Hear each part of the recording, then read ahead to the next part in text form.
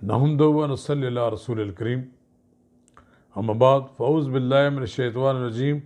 बिस्मिल्लाहिर रहमानिर रहीम। अस्सलाम वालेकुम। अगर आपने मेरा यूट्यूब चैनल सब्सक्राइब नहीं किया तो बराए करम इसे फ़ौरी तौर पर सब्सक्राइब करें, लाइक करें और अब आपके साथ शेयर करें, ताकि जब हम वीडियो लोड करें तो सबसे पहले आपके पास पहुँचे।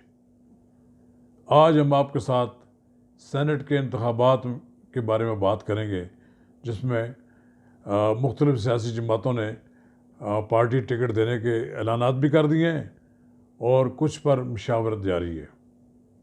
सबसे बड़ा फ़ैसला हमारे सामने जो आया है वो पाकिस्तान मुस्लिम लीग नून का है, जिसे अब पंजाब असम्बली में अक्सरियत हासिल नहीं है। उसकी जो पहले पोजीशन थी 2018 में, वो अब नहीं है।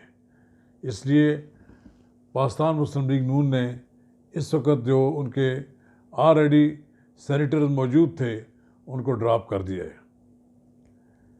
सबसे बड़ा फ़ैसला तो ये हुआ कि राजा मोहम्मद ज़फ़रुल्लाह का नाम कैंडिडेट्स में नहीं है। अगरचे राजा मोहम्मद ज़फ़रुल्लाह साहब ने 2 माह पहले मियाँ नवाज शरीफ को टेलीफोन करके ये बता दिया था कि वो इलेक्शन लड़ने में इंटरेस्टेड नहीं है। राजा मोहम्मद ज़फ़रुल्लाह साहब एक वज़ादार और एक सीनियर तरीन सियासतदान है। पाकिस्तान की सियासत में इस वक्त सबसे ज़्यादा सीनियर सियासतदान राजा मोहम्मद ज़फ़रुल्लाह के। अब राजा ज़फ़रुल्लाह साहब ने यह कहा है कि उन्होंने टिकट अप्लाई नहीं किया है, तो राजा साहब ने पहले कब अप्लाई किया था? हमेशा राजा मोहम्मद ज़फ़रुल्लाह को वज़ीर आज़म साबिक़ वज़ीर आज़म मियाँ नवाज शरीफ अपनी मर्ज़ी से टिकट देते रहे। अब राजा ज़फ़रुल्लाह साहब की कारकर्दगी के अलावे से देखा जाए तो जितना टाइम उन्होंने सेनेट को दिया है, कायदे हज़्ब इख्तिलाफ़ की हैसियत से भी और माजी में कायदे अवान भी रहे हैं। अब मैंने ये ऐसी बातें सुनी हैं कि मुस्लिम लीग नून के वो लोग जो राजा मोहम्मद ज़फ़रुल्लाह के सामने बोने हैं, जिनकी कोई हैसियत नहीं है, वो उनकी कारकर्दगी के हवाले से भी बात करते हैं।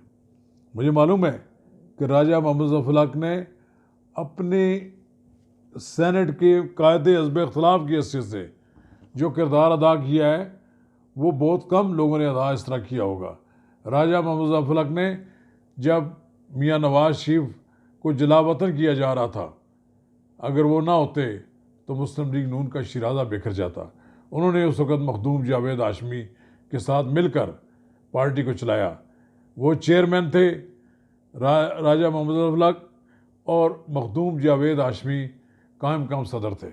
अगर उस वक़्त राजा मोहम्मद ज़फ़रुल्लाह साथ ना देते तो पार्टी के कई सीनियर रहनुमा जो थे वो पार्टी को छोड़ देते या मखदूम जावेद हाशमी की क़यादत को तस्लीम ना करते। फिर राजा ज़फ़रुल्लाह ने कभी ज़िंदगी में कभी मियाँ नवाज शरीफ के साथ गद्दारी नहीं की। मियाँ नवाज शरीफ के साथ उन्होंने वफादारी निभाई, पार्टी के साथ वफादार रहे। उन जैसा उजला सियासतदान शायद ही पाकिस्तान की सियासी तारीख में मिलेंगे। लेकिन हुआ ये, अफसोसनाक बात यह है कि आज जब पार्टी की तरफ से टिकट जारी करने का फैसले हुए तो उसमें राजा मोहम्मद ज़फ़रुल्लाह का नाम नहीं था। ये वो लोग हैं जो कभी पार्टी में टिकट अप्लाई नहीं करते, पार्टियां खुद उनको टिकट देती हैं, उनके घर जाकर उनको टिकट देती हैं। चलें ठीक है, आपको आप समझते हैं कि आपके लिए वो लोग मजबूरी है जिनके लिए बैरून मुल्क से कोई सिफारिश आई है, आप उनको टिकट देना आपके लिए ज़रूरी है। मुशाहिदुल्लाह खान भी जो है उनको टिकट भी देना ज़रूरी था। मैं समझता हूँ कि मुशाहिदुल्लाह खान जैसा दिलेर और बहादुर सियासतदान बहुत कम हैं जो पार्लियामेंट के अंदर नवाज शरीफ की लड़ाई लड़ते हैं। उसके बाद हमारे दोस्त सेनेटर परवेज़ रशीद को दिए गए, वो बहुत करीब है आजकल मियाँ नवाज शरीफ के बहुत करीब हैं और मरीम नवाज़ की पॉलिसियाँ भी बनाने में उनका बड़ा अमल दखल है, लिहाजा उनको टिकट तो दिया गया। एक आज़म तारड़ साहब भी हैं जो नए नाम आया है जिनको वो टिकट दे रहे हैं। बहरहाल एक और अच्छी बात हुई है कि सादिया अब्बासी को डिसक्वालीफाई कर दिया गया था, उनसे सीट अनसीट कर दिया गया था। वो अब दोबारा इलेक्ट होने के लिए उनको दोबारा ख़वातीन की नशस्त पर टिकट मिल गया है। मैं समझता हूँ कि ये एक अच्छा फ़ैसला है और लेकिन बहरहाल राजा मोहम्मद ज़फ़रुल्लाह साहब को जो उन्होंने टिकट नहीं दिया, क्या राजा ज़फ़रुल्लाह के उनके पास टिकट की भीख मांगने के लिए जाते? क्या राजा मोहम्मद ज़फ़रुल्लाह साहब की खिदमात का यही उनको सिला है? कोई बात नहीं, राजा ज़फ़रुल्लाह की कमी महसूस करेंगे जब वो सेनेट में नहीं होंगे। उन जैसा ज़ीरक, उन जैसा मामला फ़हम और उन जैसा सियासी शऊर रखने वाला लीडर शायद ही मुस्लिम लीग नून को मिले। ये राजा मोहम्मद ज़फ़रुल्लाह साहब के साथ जो सलूक पार्टी करती रही है माजी में भी, वो भी सारी दुनिया को मालूम है कि उन्हें बड़े बड़े कामों में, बड़े बड़े फैसलों में शरीक नहीं करते थे। और बहुत से मुस्लिम लीग के ऐसे भी करता धरता जो हैं वो उनसे नाला रहते थे, क्योंकि राजा ज़फ़रुल्लाह साहब ना तो किसी के कहने पर किसी को गाली देते थे और ना ही वो गालम गलोच की सियासत पर यकीन रखते थे। हमेशा साफ़ सुथरी सियासत की उन्होंने, हमेशा उन्होंने अच्छे अंदाज में अपोजिशन के लीडर के तौर पर अपने आप को पेश किया। अब एक और नाम यूसुफ रज़ा गिलानी का आ रहा है अपोजिशन की तरफ से कि PDM की तरफ से उनको इस्लामाबाद से इलेक्शन लड़ाया जा रहा है। ये पाकिस्तान पीपल्स पार्टी के लीडर भी हैं और साबिक़ वज़ीर आज़म भी है। शुनीद है कि वो तैयार नहीं हो रहे, उन्हें मालूम है कि वोटों का जो डिफरेंस है मुमकिन है उसको कामयाब ना हो सकें। इसी तरह मैं ये समझता हूँ कि PTI ने भी अपने कैंडिडेट्स मैदान में ले आई है। हफीज़ शेख उनमें शामिल हैं, फौजिया अरशद शामिल हैं, सैफुल्लाह नियाज़ी शामिल हैं, डॉक्टर ज़रका शामिल हैं, बैरिस्टर अली ज़फ़र ये हैं SM ज़फ़र के साहबजादे, वो शामिल हैं, शिबली फराज शामिल हैं, मोहसिन अज़ीज़ शामिल हैं और सानिया निश्तर शामिल हैं। दूसरी तरफ JUI ने भी अपने कुछ कैंडिडेट्स को फाइनलाइज कर लिया है। मौलाना ताउर रहमान फिर इलेक्शन लड़ रहे हैं, तारक खटक भी हैं, हाजी ज़ुबैर अली भी हैं, नहीमा किश्वर जो है ये तो JUI की घर की खातून है, इनको भी टिकट मिल रहा है। सरदार रजीत सिंह भी उम्मीदवार हैं। और मैंने सुना है कि पीपल्स पार्टी की तरफ से शहरी रहमान, सलीम मांडीवाला, करीम ख्वाजा, ताज हैदर, खैरुन्निसा मुग़ल, पलवशा खान और सादक अली मेमन, जाम माताब डार और राजा अजीमुल हक उम्मीदवार नामज़द किए गए हैं। बहरहाल ये तो वो एक शक्ल नज़र आई है, एक नक्शा नज़र आया है कि जो लोग मैदान में आएंगे।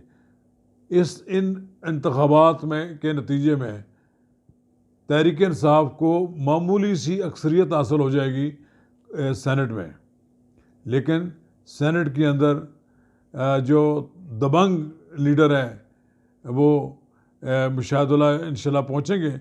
लेकिन बहरहाल इस वक्त मियाँ नवाज शरीफ ये चाहते हैं कि मुशाहिदुल्लाह जैसे बहादुर आदमी को भी टिकट दिया जाए, लेकिन मालूम नहीं कहाँ ये फ़ैसला हुआ है कि राजा मोहम्मद ज़फ़रुल्लाह को ड्रॉप कर दिया गया है। अभी तो इमरान खान साहब की कायम करदा एक कमेटी जो कि सेनेट में 2018 के इंतखाबात में होने वाली ख़रीदो फ़रोख्त और उस वक्त जो लोगों के दरमियान जो हार्स ट्रेडिंग हुई है उसकी तहकीकात कर रही है, वही ये भी एक ड्रामा है। लेकिन बहरहाल इंतखाबात होंगे, उसमें सारी सूरत हाल सामने आ जाएगी कि ये सियासी जमातों ने, अपोजिशन ने PTI के लिए मैदान खुला नहीं छोड़ा। PTI आखिरी वक्त तक कोशिश करेगी कि सेनेट के इंतखाबात ओपन वोट से हों, शो ऑफ हैंड से हों। लेकिन अब देखते हैं, हम सुप्रीम कोर्ट का फ़ैसला भी आने वाला है, सुप्रीम कोर्ट भी इसमें राय देगी, क्योंकि ये एक रिमार्क्स आए हैं कि आइन इस बारे में खामोश है कि क्या किया जाए। लेकिन बहरहाल जो रवायत चल रही है उस रवायत को PTI के लिए भी तोड़ना बड़ा मुश्किल होगा। PTI ने कोशिश तो की है कि एक वीडियो रिलीज़ करके अदलिया को मुतासर करे, अपने अदलिया के फ़ैसले पर असरअंदाज हो सके। लेकिन बहरहाल सेनेट का इंतखाब होने दें, सेनेट के इंतखाबात के बाद फिर अगला मरहला आ जाएगा। PDM ने 26 मार्च को इस्लामाबाद की जानब लॉन्ग मार्च का ऐलान कर रखा है। फिर ये सेनेट की सियासत ख़त्म होगी तो फिर दूसरी सियासत शुरू हो जाएगी। पाकिस्तान की तमाम सियासी अपोजिशन की तमाम सियासी कुव्वतें इस्लामाबाद की जानब अपनी कुव्वत को मार्च करने की हुक्म देंगी। फिर फैसला होगा, रेड जोन में होगा, वहाँ इमरान खान की पार्टी के लोग भी होंगे। देखते हैं वो किस तरह अपोजिशन का रास्ता रोकते हैं। और शुक्रिया। जैसा कि हम पहले ये कह चुके हैं कि सेनेट के इंतखाबात में सियासी जमातें अपने पसंदीदा उम्मीदवारों को पार्टी टिकट देती हैं। पाकिस्तान पीपल्स पार्टी और पाकिस्तान मुस्लिम लीग नून में भी पार्टी सरबराहों की ज़ाती पसंद नापसंद को भी मलूज़ खातर रखा जाता है। मैं आज जो बात कर रहा हूँ वो है पाकिस्तान मुस्लिम लीग नून के टिकटों की तकसीम। जिस पार्टी के चेयरमैन को भी टिकट मिले तो उस पार्टी का क्या हाल होगा। मैंने ये बात पाकिस्तान मुस्लिम लीग नून के पार्लिमानी बोर्ड के अरकान से भी बात की कि क्या वजह है कि राजा मोहम्मद ज़फ़रुल्लाह को पार्टी का टिकट क्यों नहीं दिया गया। कोई इसकी ख़ास वजह बताई जाए। जिस आदमी ने अपनी पूरी ज़िंदगी मुस्लिम लीग नून को दे दी, जिन्होंने अपनी तमाम तवानाइयाँ मुस्लिम लीग नून के लिए सर्फ की, तो उनको टिकट क्यों नहीं दिया गया। जैसा कि राजा मोहम्मद ज़फ़रुल्लाह साहब का कहना तो अपनी जगह दुरुस्त है कि मैंने टिकट के लिए दरख्वास्त नहीं दी। उन्होंने पहले कब दरख्वास्त दी थी, मैंने पहले ये बात कही है। उन्हें हमेशा पार्टी उनके घर टिकट भिजवाया करती थी। मैं राजा मोहम्मद ज़फ़रुल्लाह को बहुत पुराना जानता हूँ, कम बेश 50 साल का अरसा है मैंने राजा मोहम्मद ज़फ़रुल्लाह साहब को जवानी के ज़माने में देखा है। राजा मोहम्मद ज़फ़रुल्लाह ने जनरल परवेज़ मुशर्रफ के टेक ओवर करने के बाद सरकारी मुस्लिम लीग का सदर बनने से इनकार कर दिया था। मैंने सऊदी अरब में जब मियाँ नवाज़ शरीफ जला वतन होकर चले गए तो उन्हें मैंने वो सारी कहानी बताई जो राजा मोहम्मद ज़फ़रुल्लाह के साथ पेश आई। राजा मोहम्मद ज़फ़रुल्लाह ने जब जनरल परवेज़ मुशर्रफ से मुलाकात करके अपने घर वापस आए तो वो बजाय इसके कि अपनी गाड़ी में सफ़र करते, उन्होंने मेरी गाड़ी में बैठ गए और मेरे साथ वो इलाही बख्श सोमरू की रिहाइशगाह तक गए। इस दौरान उन्होंने जनरल परवेज़ मुशर्रफ के साथ होने वाली गुफ्तगू जो है उससे मुझे आगाह किया। उन्हें कहा गया कि आप पार्टी के सदर बन जाएं, आप पार्टी संभाल लें, ये सारे मुस्लिम लीग जो हम ख्याल ग्रुप बन रहा है ये आपके साथ मिल जाएगा। जिस वक़्त राजा मोहम्मद ज़फ़रुल्लाह मुलाकात करके जा रहे थे तो मियाँ अज़हर जनरल परवेज़ मुशर्रफ से मुलाकात के लिए ईवान सदर आ रहे थे। राजा मोहम्मद ज़फ़रुल्लाह को मुझे ख़ुद जनरल शाम ज़मीर मरहूम ने बताया कि हम उन्हें अबूरी मदद के लिए 2 साल के लिए वज़ीर आज़म बनाना चाहते थे और फिर इसके बाद भी इलेक्शन के बाद भी उन्हें वज़ीर आज़म बनाया जाता।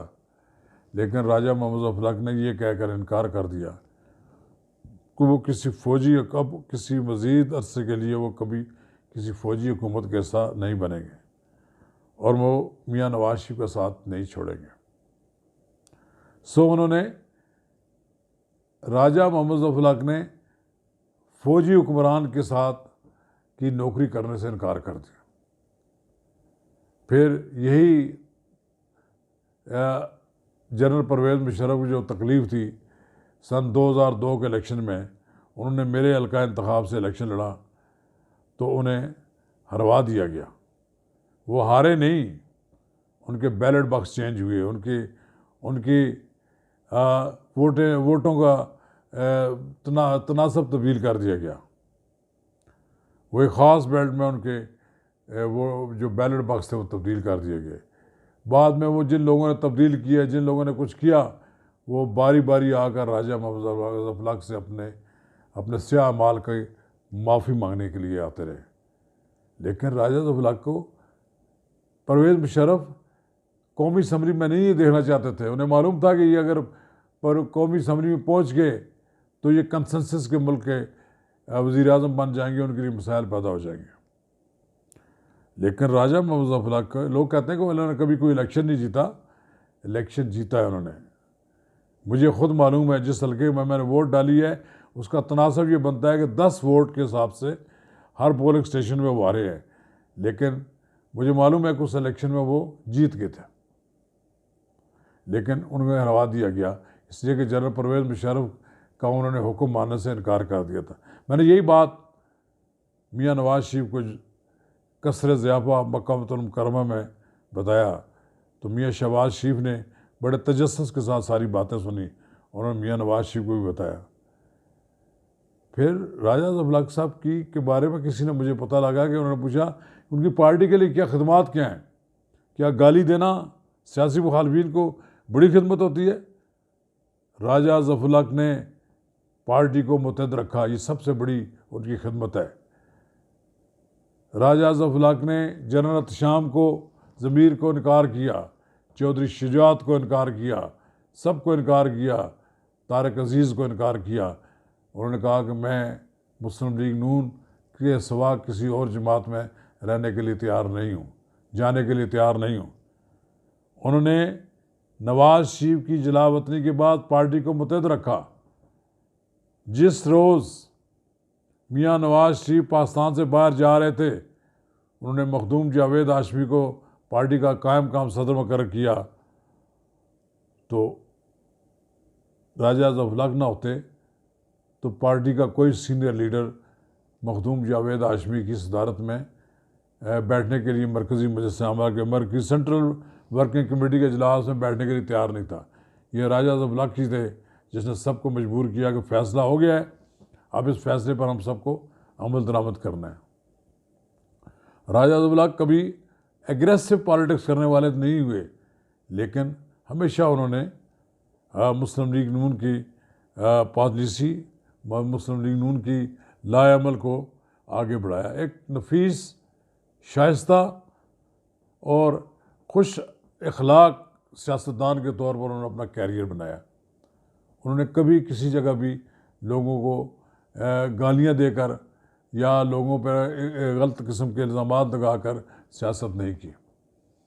फिर बारहा उन्होंने कौमी सेनेट में कभी कायदे ईवान रहे और कभी कायदे हिज़्ब इख्तिलाफ रहे। उन्होंने पार्टी के मफाद में काम किया। अब उनको टिकट ना देना तो कोई बात नहीं, ठीक है, लेकिन अगर उनको वाकई टिकट नहीं देना था तो पार्टी की क़यादत उनके लिए एक गुंजाइश पैदा कर सकती थी कि उन्हें टिकट दे दिया जाता और उनसे एक रिक्वेस्ट की जाती कि आप खुद वापस कर दें, हमारी मजबूरी है कि हम कुछ और लोगों को अकोमोडेट करना चाहते हैं।